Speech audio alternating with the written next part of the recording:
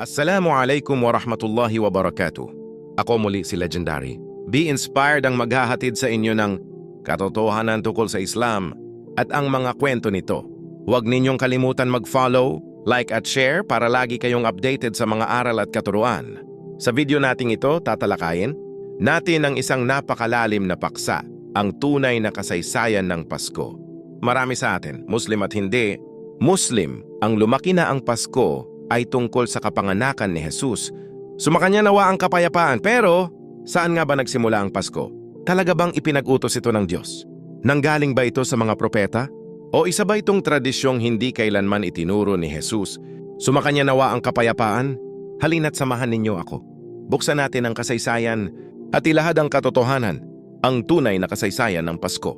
Unang katotohanan, hindi ipinanganak si Jesus, sumakanya nawa ang kapayapaan sa December 25. Walang talata sa Biblia na nagsasabing December 25 siya ipinanganak. Walang buwan, walang petsa, walang utos na ipagdiwang ito.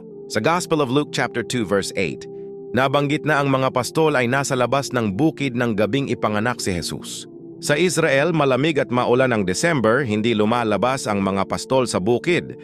Ikalawang katotohanan, hindi Kristiyano ang unang nagdiwang ng December 25. Ang pinagmulan ng petsang ito ay galing sa mga paganong Romano, hindi sa Kristyanismo. Festival of Saturnalia, piyesta para kay Saturn, ang Diyos ng agrikultura, nagaganap tuwing December 17 hanggang 23. Puno ng inuman, sugal, palitan ng regalo at pagsamba sa Diyos ng araw. Sol Invictus, the unconquered sun. December 25, araw na ipinanganak ang Diyos ng araw. Ang paganong emperador na si Aurelian, 3rd century, ang nagdeklara nito. Kailan pumasok sa Kristyanismo? Sa ika-4 na siglo, panahon ni Emperor Constantine, unting-unting pinagsama ang pagan customs at Kristyanismo. Upang maging tanggap sa mga Romano, ginawa nilang kapanganakan ni Jesus ang petsang December 25. Walang kahit isang propeta, hindi si Jesus, hindi ang mga apostol, ang nagdiwang ng December 25. Ang Christmas tree ay ipinagbabawal sa Biblia. Maraming hindi nakaalam nito. Sa Book of Jeremiah chapter 10 verses 2 to 5, ganito ang nakasulat. Huwag ninyong tularan ang mga kaugaliang pagano, pumuputol sila ng puno sa kagubatan, hinuhugis ng kamay ng manggagawa sa pamamagitan ng palakol. Pinapalamutian nila ng pilak at ginto, at nakatayo ito na parang rebulto. Ito mismo ang eksaktong paglalarawan ng modernong Christmas tree. Hindi ito tradisyon ng mga propeta, kundi ritual ng mga paganong Romano at Germanic tribes. Ano ang sabi ng banal na Quran? Surah Al-Ma'idah, chapter 5, verse 72. Katiyak na hindi naniniwala ang nagsasabing si Allah Azza wa Jalla ay si Mesiyas na si Isa. Sumakanya nawa ang kapayapaan. Paliwanag, nililinaw ni Allah Azza wa Jalla na si Isa, sumakanya nawa ang kapayapaan, ay hindi Diyos kundi propeta. Surah At-Tawbah, chapter 9, verse 30. Sinabi ng ilan sa mga Kristiyanong ang Mesiyas ay anak ni Allah Azza wa Jal. Ito ay salita lamang ng kanilang mga bibig. Paliwanag, ipinapakita na ang paniniwalang ito ay hindi aral ni Isa, sumakanya nawa ang kapayapaan, kundi haka-haka ng mga tao. Ano ang sabi ng hadith? Sahih Bukhari. Sinabi ng propeta Muhammad, sumakanya nawa ang kapayapaan. Huwag ninyong tularan ang mga Hudyo at mga Kristiyano. Paliwanag, hindi paggalang ang ipinagbabawal, kundi ang pagsunod sa mga ritual na hindi itinuro ng Islam. Sahih Muslim ang pagpapahalaga sa katotohanan. Sinabi niya, sino man ang mag-imbento sa aming relihiyon ng bagay na wala dito, ito ay tatanggihan. Paliwanag, ang Pasko ay hindi kailanman itinuro ng mga propeta, kaya hindi ito bahagi ng Islam, ang nakatagong lihim ni Santa Claus. Ngayon mga kapatid, bago tayo magpatuloy, kailangan nating talakayin ang isang bahagi ng Pasko na halos lahat ay kilala, ang Santa Claus. Marami ang naniniwalang siya ay mabait na, matandang nagbibigay ng regalo. Pero ano ba ang tunay niyang pinagmulan at bakit kailangan natin itong malaman? Santa Claus ay hindi mula sa Biblia. Walang kahit isang talata sa Biblia na may nabanggit na Santa Claus. Walang utos ng Diyos. Walang turo ni Jesus, sumakanya nawa ang kapayapaan. Wala. Kung ganon, saan nanggaling ang Santa Claus? Ang pinakatunay na pinagmulan ni Santa Claus. Una, si Saint Nicholas ng Turkey.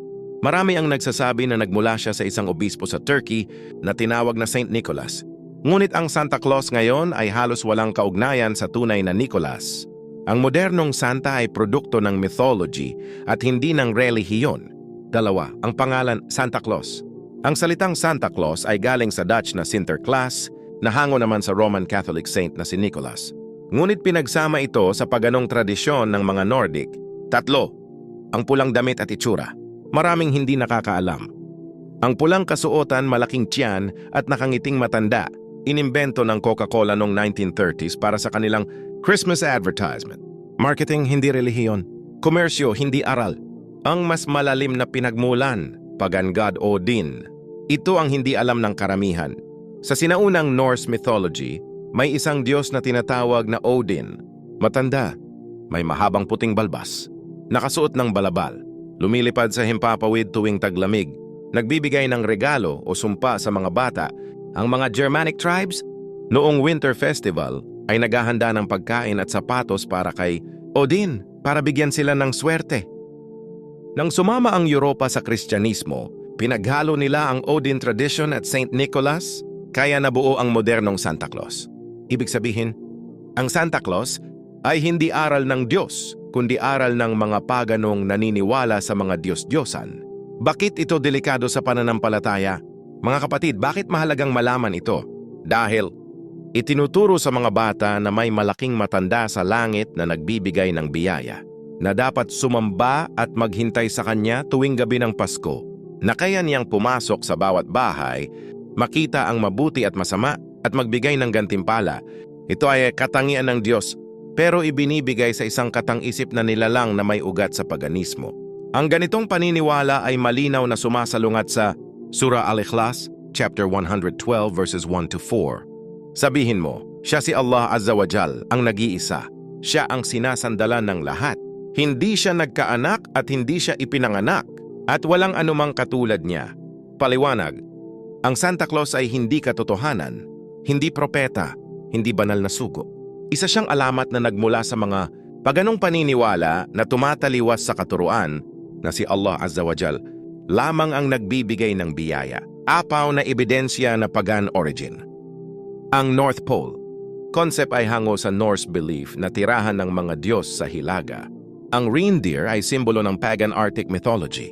Ang magical sleigh ay katulad ng nililipad na kabayo ni Odin na tinatawag nilang Sleipnir.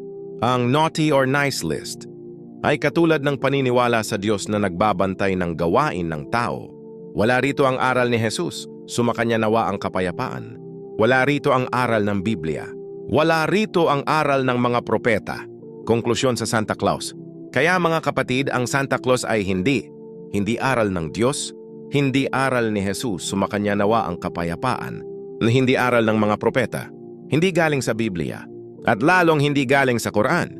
Siya ay alamat, katang-isip, produkto ng paganong tradisyon, pinalakas ng komersyo at negosyo, at ginawang simbolo ng Pasko para palitan ang tunay na mensahe ng propeta Isa.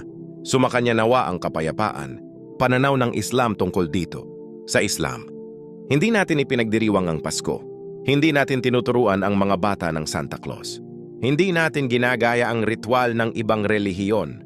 Dahil ang pananampalataya ay dapat nakabatay sa katotohanan, hindi sa alamat, hindi sa komersyo at hindi sa tradisyong pagano. Ano ang pananaw ng Islam sa Pasko? Si Isa, sumakanya nawa ang kapayapaan, ay isang dakilang propeta, hindi Diyos. Hindi ipinanganak sa December 25. Walang utos mula kay Allah Azza wa Jal o sa mga propeta na ipagdiwang ito. Hindi ipinagdiriwang ng Islam. Dahil pinoprotektahan natin ang tamang pananampalataya, hindi dahil ayaw natin kay Jesus. Sa Islam, si Isa, sumakanya nawa ang kapayapaan, ay minamahal, iginagalang at inaantabayanan ang kanyang pagbabalik. Motivational message to my Muslim brothers and sisters and non-Muslim. Ang katotohanan ay hindi natatakot sa pagsisiyasat. Ang pananampalataya ay hindi dapat nakabatay sa tradisyon, kundi sa katotohanan. Kung nais mong makita ang liwanag, huwag kang matakot alisin ang tabing ng tradisyon. Ako po muli si Legendary Be Inspired.